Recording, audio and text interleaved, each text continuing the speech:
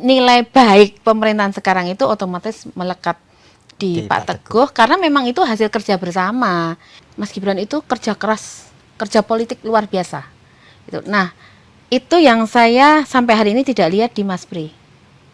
Ada yang ngomong juga setia tegak lurus tapi doyong gitu loh. Yang kita lihat kan kemarin begitu, ada yang doyong ke kiri, ada yang ke kanan, dan itu semua sah gitu.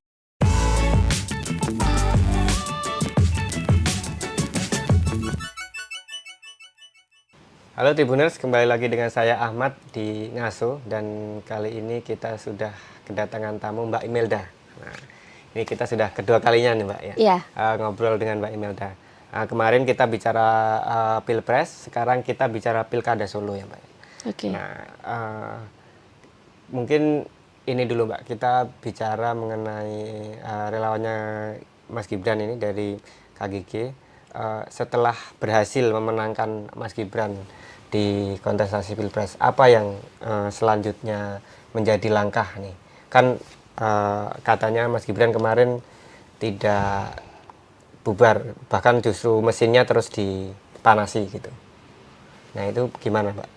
Iya, pada prinsipnya sih kita merasa lega dengan selesainya Pilpres kemarin, di mana pasangan nomor 02 yang selama ini kita dukung berhasil menjadi pemenang, istilahnya begitu, terpilih menjadi presiden dan wakil presiden. Ya pada titik itu kemudian teman-teman sih merasa tugasnya sudah selesai. Kita semua sih bersepakat sambil menunggu proses pelantikannya, kita kembali pada kesibukan masing-masing yang selama ini ya teman-teman mungkin agak menomorduakan urusan lain-lain ya. Jadi kalau sekarang ini pada prinsipnya teman-teman kembali kepada kegiatan masing-masing, habitatnya masing-masing istilahnya gitu. Ya, yang misalnya basicnya pengusaha ya sekarang membenahi usahanya, genjot. Terus yang aktif pada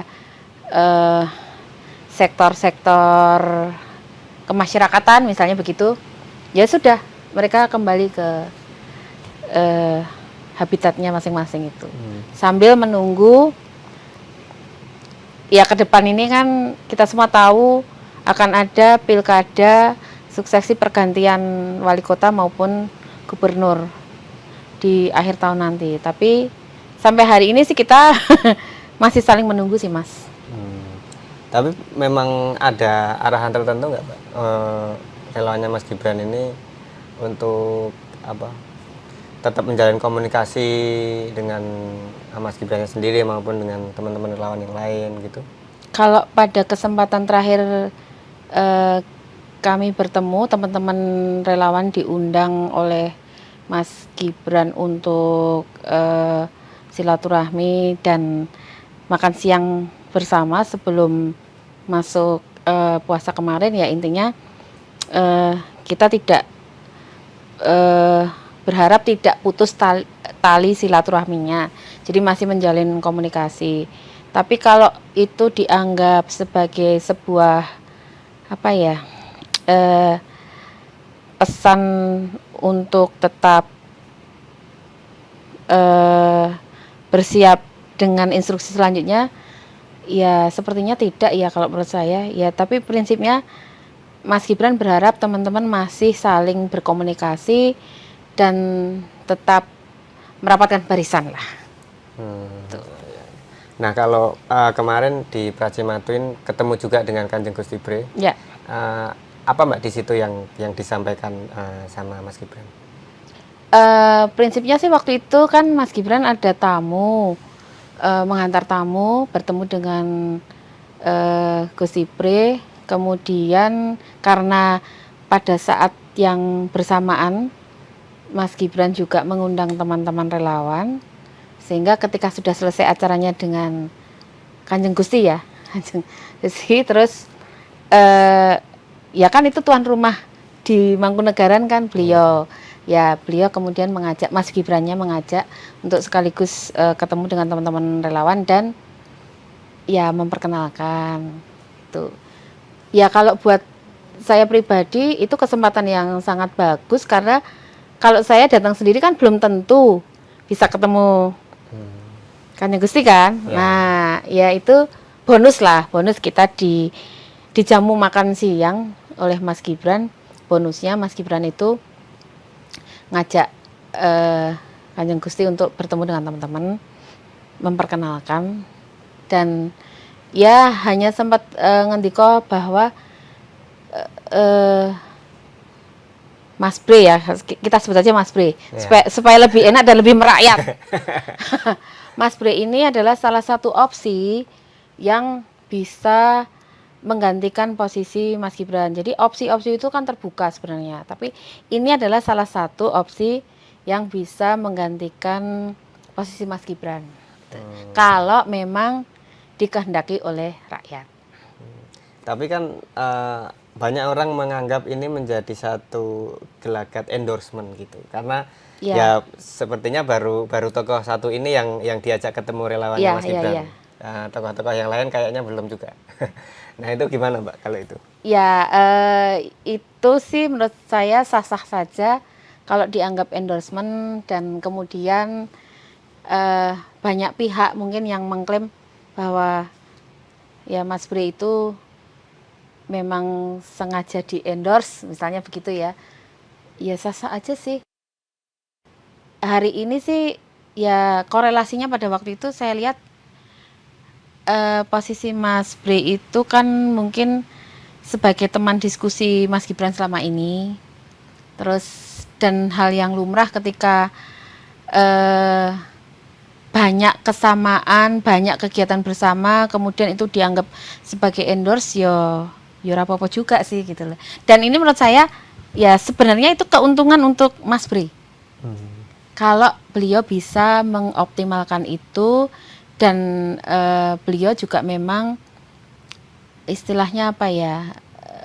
Kalau bahasa Jawanya bilang duwe kerentek ke sana gitu loh Mas. Nah masalahnya kan sampai hari ini ya saya pribadi saya nggak tahu apakah Mas Bre itu punya niatan untuk menggantikan Mas Gibran karena ini kan tidak sekedar hanya di endorse selesai gitu loh.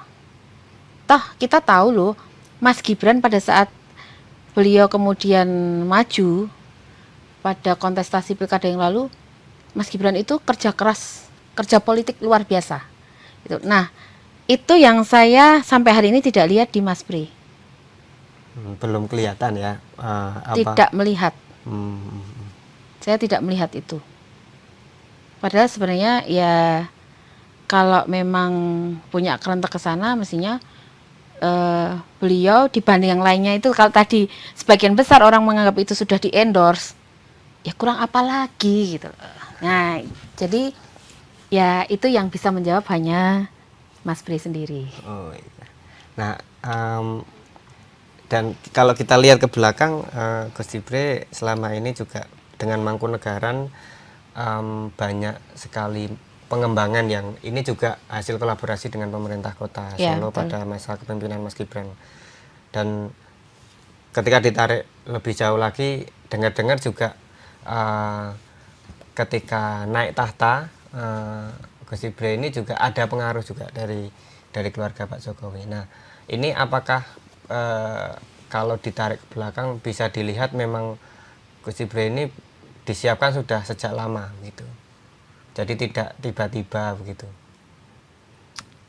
Kalau saya sih tidak terlalu tahu soal itu ya, tapi setahu saya pada suksesi dimanapun itu kan pasti ada banyak cerita yang berkembang, termasuk misalnya yang dari Keraton Kasunanan. Terus kalau dari Mangkunegaran dari awal kan ya juga sudah terbaca petanya sih sebenarnya yang dalam tanda kutip kita anggap bertarung si A, si B, si C gitu dan itu kemudian kalau ya pasti semua dipersiapkan lah. Saya yakin semua dipersiapkan karena pada prinsipnya pasti semua berkeinginan yang terbaik yang kemudian menduduki tahta tertentu, jabatan tertentu. Dan itu mungkin terjadi juga di Mangkunegaran. Meskipun ya banyak rumor yang menyebutkan bahwa ada itu tadi apa ya, ya bukan campur tangan ya sebenarnya. Ya pengaruh. Pengaruh ya, pengaruh dari sumber atau dari manapun. Tapi saya pikir ya pada akhirnya pada saat itu perhitungannya kan pasti ada.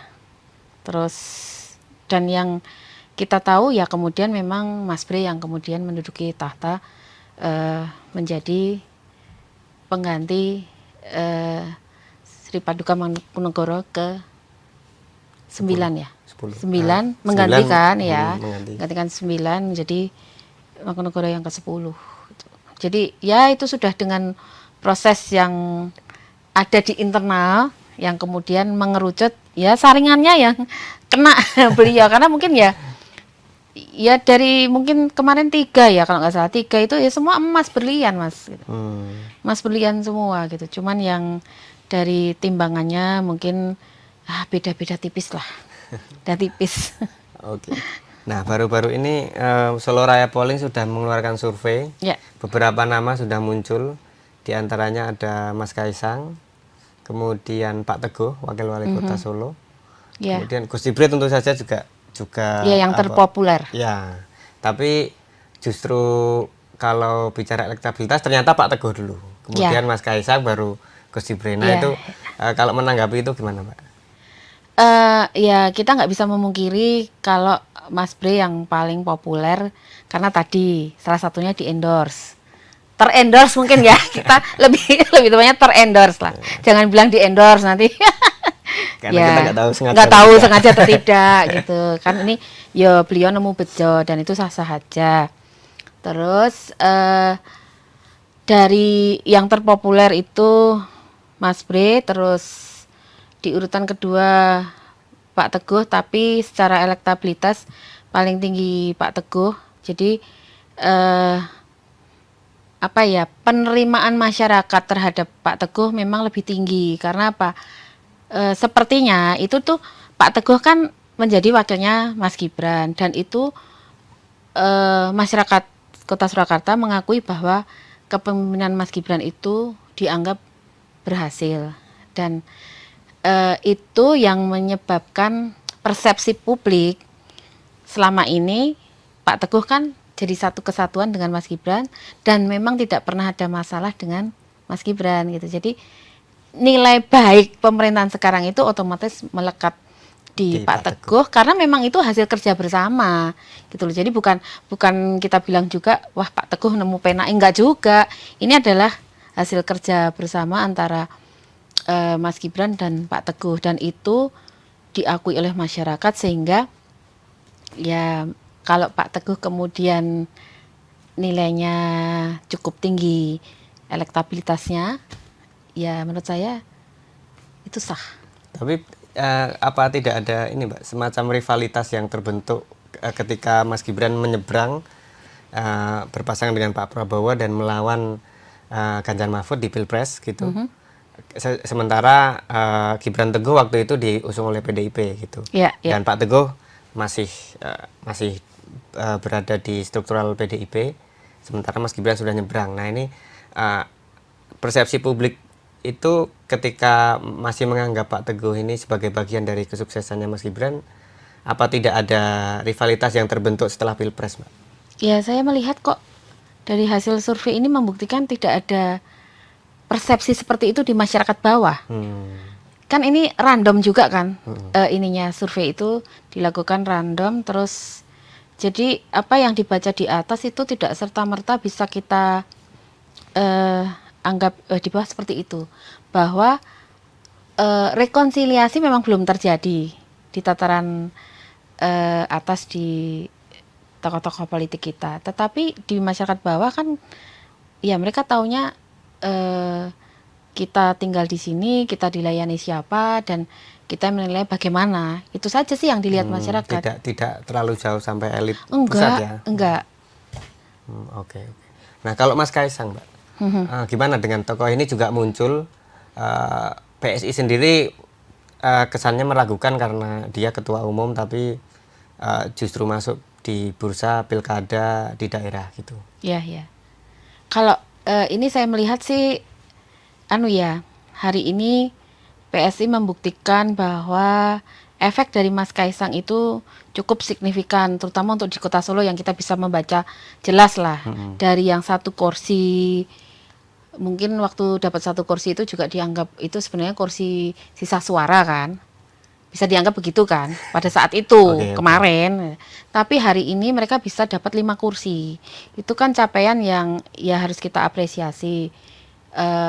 Dan itu tentu saja ada peran Mas Kaisang di situ, karena Mas Kaisang sebagai ketua umum, dan otomatis di satu sisi juga PSI kan menjadi salah satu partai yang menjadi harapan banyak orang di hari-hari ini gitu. Jadi ya kita ini tentu menunggu peran PSI ke depan. Nah, dari sisi itu kemudian ya sayang tidak didukung dengan nilai elektoral yang di tingkat nasional belum mencukupi, sehingga ya hasil pertempuran PSI menjadi belum maksimal, belum optimal. Tapi di Kota Solo sendiri ya kita salut dengan PSI yang hari ini sudah bisa mencapai 5 kursi. Ya. Nanti dapat jatah wakil ketua kalau nggak salah. Ya, otomatis itu kan capaian yang luar biasa, Ya, Mas. ya. Dari 1 jadi 5 gitu. Iya, dan umurnya kan juga belum Lama ya. belum lama itu tuh capaian. Jadi Mas Kaisang punya potensi menjadikan PSI menjadi partai besar di kemudian hari. Kalau Mas Kaisang menjadi calon wali kota Solo gimana, Pak? Kalau saya sih setuju-setuju aja ya. Ini kan kemauan masyarakat. Kita tidak bicara apakah Mas Kaisang mau atau enggak ya. Tapi ini kemauan masyarakat. Masyarakat mungkin membacanya kan seperti membaca Pak Jokowi dengan Mas Gibran ki paling ora 11-12 gitu. Nah, mungkin juga begitu membacanya, wah kalau Mas Gibran berhasil, otomatis Mas Kaisang mestinya juga bisa lah 11-12 gitu aja. Itu kan harapan masyarakat awam, dan menurut saya juga itu sah-sah saja gitu. Terlepas kemudian Mas Kaisangnya tidak mau karena memang punya tugas yang jauh lebih besar, membesarkan partainya, dan itu juga PR yang cukup berat gitu loh. Jadi kalau bagi saya harapan orang atau orang kemudian dalam tanda kutip menaikkan nama Mas Kaisang pada kontestasi pilkada masuk bursa itu bukan sesuatu yang bukan sesuatu yang merendahkan gitu loh, tapi justru itu adalah apresiasi. Mereka berharap Mas Kaisang itu bisa meneruskan apa yang sudah dicapai oleh Mas Gibran. Terus, dan itu juga mungkin harapannya orang itu bisa menjadi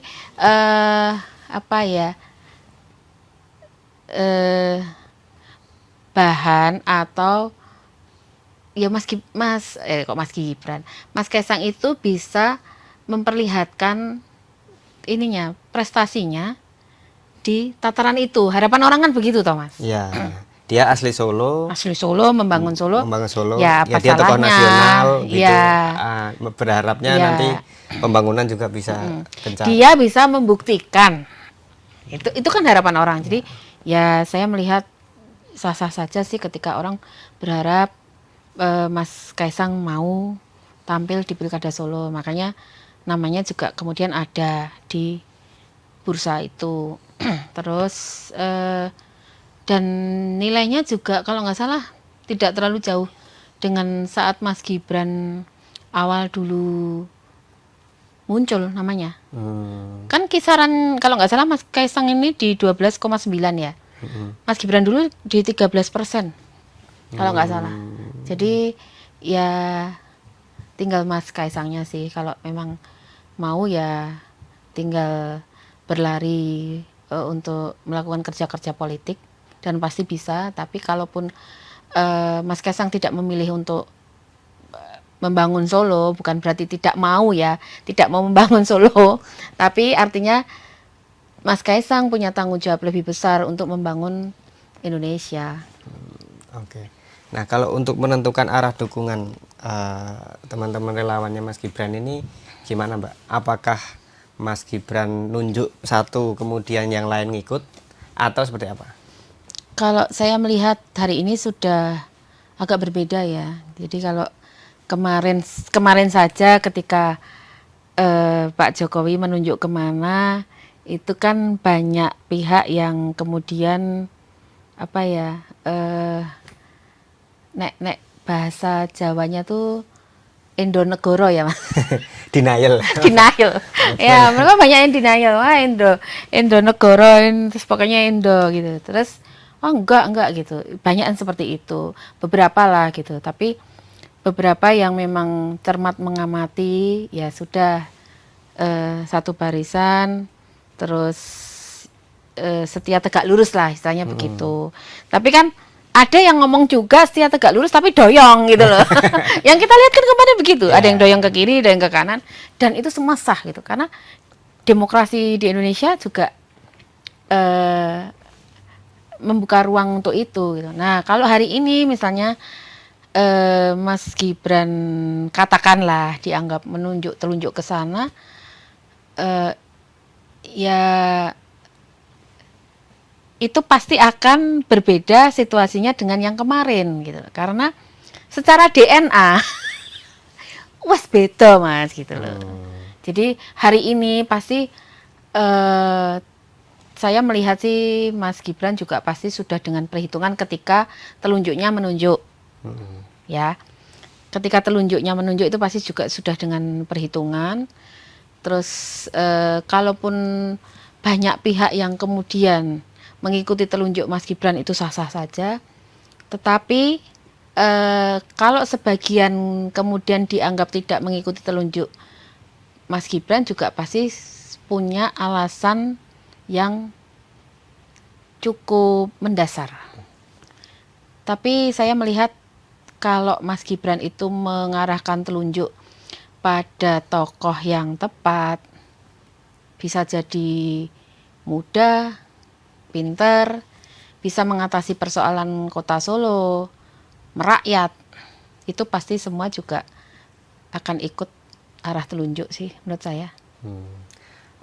Apakah polanya juga yang digunakan sama? Artinya Pak Jokowi tidak secara eksplisit bahkan sampai pemilihan selesai saya mendukung begitu, tidak ada misalnya mendukung 02 atau gimana. Tapi sudah sangat jelas bahwa ada relawan mengatasnamakan beliau, misalnya Projo dan yang lain-lain itu memang mengarahkan dukungan ke 02. Jadi relawan yang mengatasnamakan beliau itu yang menjadi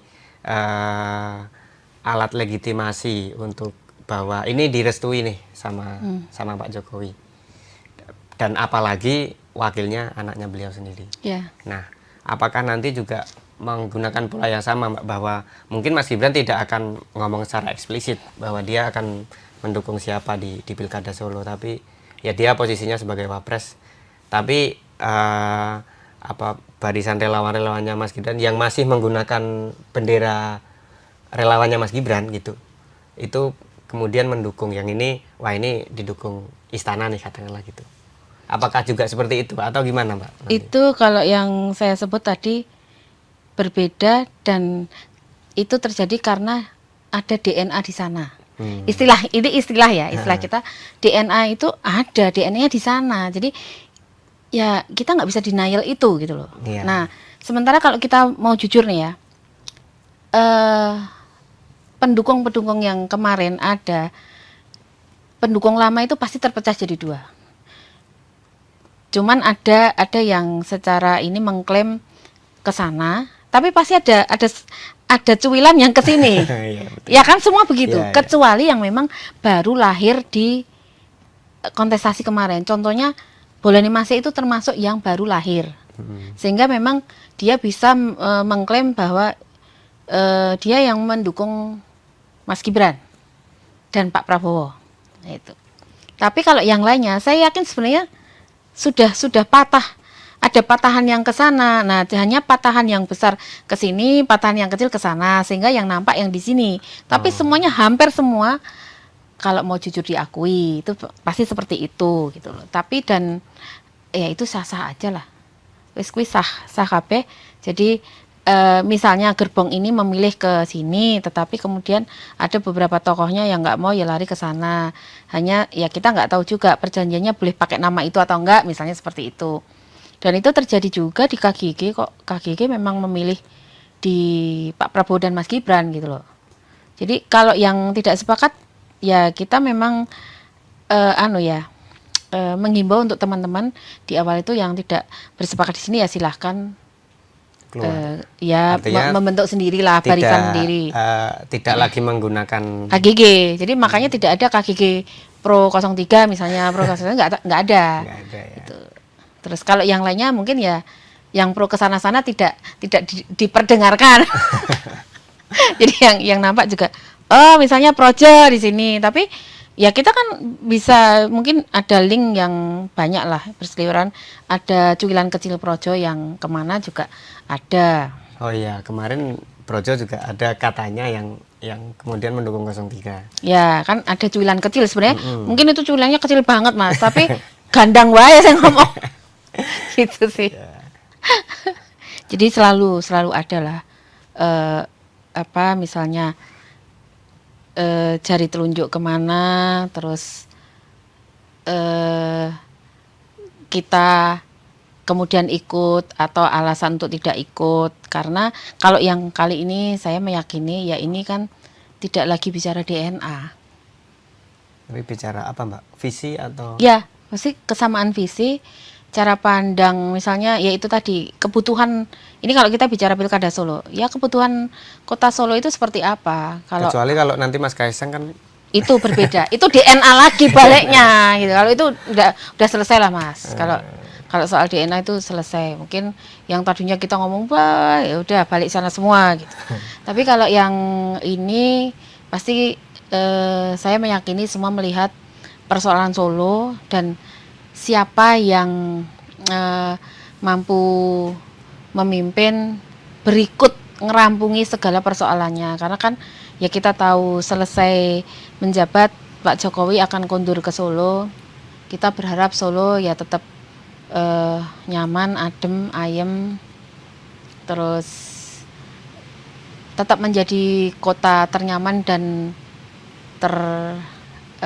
harapannya ya ternyaman dan biaya hidupnya tidak mahal, terus tidak banyak masalah-masalah yang mengkhawatirkan seperti selama masa kepemimpinan Mas Gibran dan Pak Teguh kan relatif ya kita sangat enjoy tinggal di Kota Solo. Nah, oke, sekarang sedang muncul banyak nama, Mbak Sekar Tanjung juga dan yang lain, Mas Heri Suprabu dan lain sebagainya. Tapi semua sepertinya saat ini masih sedang mantengin Gus Cibre. Nah, Gus Cibre menurut Mbak Imelda seberapa pasti nih dia bakal ditunjuk sama Mas Gibran dan gerbongnya Mas Gibran akan ke sana? Saya tidak bisa membaca itu, Mas. Tapi yang pasti banyak tokoh yang kemudian bermunculan ataupun kita munculkan juga ya, karena kan kita berharap ya seperti tadi loh, yang kita balik ke soal Mangkunegaran atau Keraton Kasunanan itu pasti kan pemimpin itu jauh-jauh hari sudah didorong-dorong, disiap-siapin, berproses, mungkin ya digosok-gosok supaya kilonya moncer ya kan. Nah, itu tuh proses itu mungkin hari ini berjalan, jadi banyak yang bermunculan dan kita berharap salah satu itu kemudian menjadi yang paling membuat kita silau. Silau, ini ternyata paling cocok nih gitu. Dari sisi yang tadi mungkin banyak, kalau saya cuman bisa menyebutkan 4 misalnya poinnya, ya pokoknya ora kudu enom, ora kudu tua, terus tapi cakap, terus bisa menghandle persoalan, terus merakyat misalnya kayak gitu ya. Nah, itu tuh pasti masing-masing kan punya ini sendiri ya. Lah terus nanti dalam proses ini kemudian siapa yang muncul, siapa yang paling berkilau, siapa yang menunjukkan paling mampu apa ya, menggait hati rakyat, itu yang mungkin akan jadi pemenang gitu. Jadi memang hari ini kita melihat ada Mas Bre, ada Pak Teguh, ada Mas Kaisang, ada Mbak Sekar, ada Pak Heru Suprabu, ada Mas Reo juga ya. Ya. Kalau nggak salah, terus ada sempat itu yang putrane Pak Aryo Bimo ya, kalau nggak salah siapa Ya, namanya? Yasinta. Yasinta sempat muncul, Mbak Astrid. Nah, Mbak Astrid, terus siapa lagi ya? Itu kalau menurut saya itu adalah tokoh-tokoh yang bisa menjadi opsi untuk menjadi pemimpin yang bisa kita andalkan di depan gitu. Tapi hari ini semuanya butuh menunjukkan kilauan yang paling, kalau dalam berlian itu kan kilauan yang paling swantik gitu ya. Seperti apa, dan itu PR semua. PR semua. Oke, jadi kita tunggu nanti bagaimana dinamika Bursa Pilkada Solo ini akan terus bergulir Ya, Mbak, ya. ya, Dan nanti betul. kita akan lihat juga gimmick-gimmick politik apa yang nanti akan disuguhkan ke kita. Ya. Nah, itu Ngaso di episode kali ini. Saksikan Ngaso di episode-episode selanjutnya dengan tamu-tamu yang juga tidak kalah menarik. Sampai jumpa. Download Tribun X sekarang. Menghadirkan lokal menjadi Indonesia.